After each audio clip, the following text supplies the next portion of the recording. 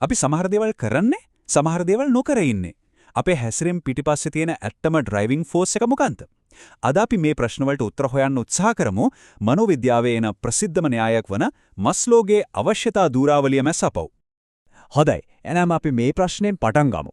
මිනිස්සු විදිහට අපි කරන කියන දේවල්, අපි ගන්න තීරණ, අපේ ආසාවන් මේ හැම දෙයකටම පිටිපස්සේ තියෙන ඇත්තම හේතුව මොකද්ද? මේ න්‍යාය උත්සාහ කරන්නේ අන්න ඒ ගැඹුරු ප්‍රශ්නෙට පිළිතුරක් හොයන්නයි. මේ ඉන්නේ ඒබ්‍රහම් මස්ලෝ. 1943 දී එයා මනෝවිද්‍යාව දිහා බලන විදිහ සම්පූර්ණයෙන්ම වෙනස් කරපු අදහසක් ඉස්සරහට ගෙනාවා. එයා කිව්වේ අපේ හැම ක්‍රියාවක්ම පාලනය වෙන්නේ පියවරින් පියවර ඉහළට යන මූලික අවශ්‍යතා පහක ධූරාවලියකින් කියලා.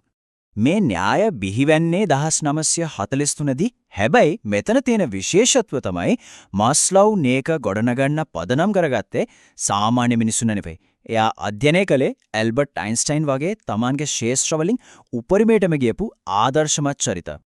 හොඳයි එහෙනම් කොහොමද මේ කියන පිරමිඩය වැඩ කරන්නේ? අපි යමු පියවරෙන් පියවර මේකේ අඩියේ ඉඳන්ම උඩට. මුලින්ම බලමු අපේ පැවැත්මට නැතුවම බැරි මූලිකම අවශ්‍යතා දෙක ගැන. පිරමීඩයේ අත්තිවාරම පළවෙනි මට්ටම. මේවා තමයි ශාරීරික අවශ්‍යතා. ඒ කියන්නේ මිනිස්සෙක් විදියට ජීවත් වෙන්න අත්‍යවශ්‍යම biological requirements ටික. මේකට අයිති වෙන්නේ මොනවද? හුස්ම ගන්න එක, කෑම, වතුර, නිින්ද වගේ දේවල්. හිතන්න මේ මූලිකම දේවල් ටික නැතුව අපිට වෙන කිසිම දෙයක් ගැන හිතන්නවත් උවමනාවක් එනවද? බඩගින්න එන්න කෙනෙක්ට කවදාවත් ලෝක සාම්‍ය ගැන හිතන්න බෑ නේද? මුලින්ම බඩ පිරෙන්න ඕන.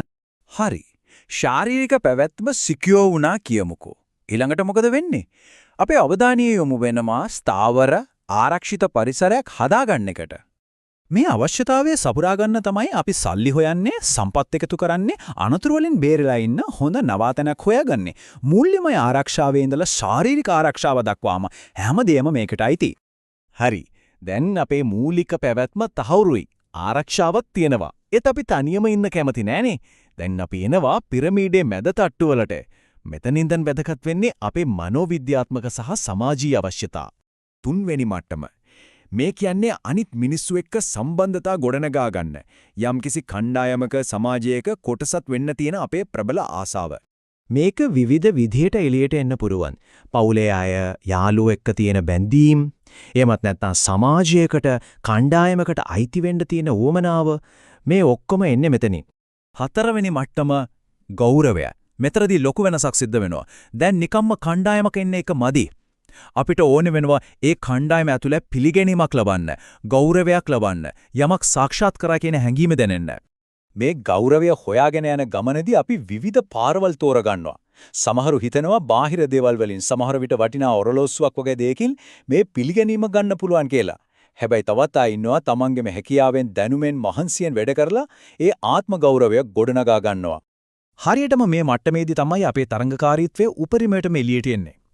හිතන්නකෝ ශිෂ්‍යෙක්, ක්‍රීඩකයෙක් නැත්තම් නවනිපයම් කරුවෙක් ගැන.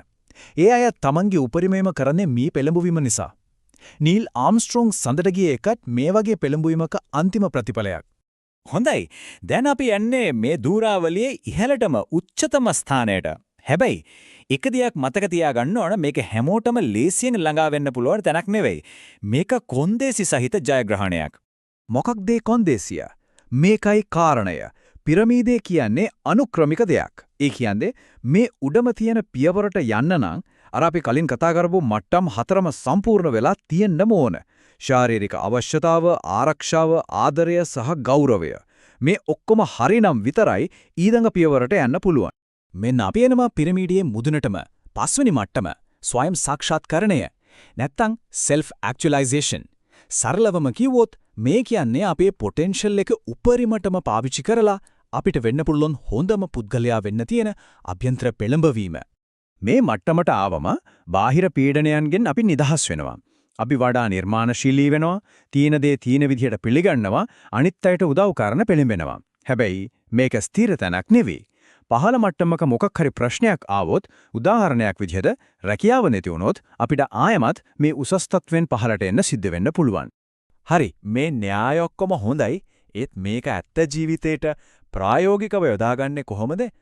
අපි බලමු නායකයෙක්ට මේක කොහොමද ප්‍රයෝජනවත් වෙන්නේ කියලා. බලන්න දක්ෂ නායකයෙක් මේ දූරාවලිය කොහොමද තමන්ගේ කණ්ඩායම මොටිවේට් කරන්න යොදාගන්නේ කියලා. මුලින්ම ඒ අය බදනවා කණ්ඩායමේ මූලික අවශ්‍යතා හරියට ඉටු වෙනවද කියලා. ඒ කියන්නේ සාධාරණ වැටුපක් වගේ දේවල්. ඊළඟට රැකියාවේ සුරක්ෂිතභාවය, ස්ථාවර වැඩ පරිසරයක් හදනවා. ඒකත් හරිනම් කණ්ඩායමක් විදිහට එකට වැඩ කරන, එකිනෙකාට ගරු කරන කල්චර් එකක් ගොඩනගනවා.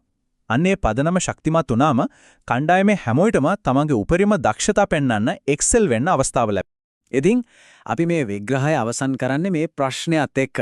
මේ පිරමිඩයේ තියෙන අධියර පහේ ගමන ඇත්තටම හැම මිනිස්සෙකුටම හැම සංස්කෘතියකටම එක වගේ පොදු දෙයක්ද? මේ න්‍යාය ගැන තවදුරටත් හිතන්න, විවේචනය කරන්න මේක හොඳ ආරම්භයක් වෙයි.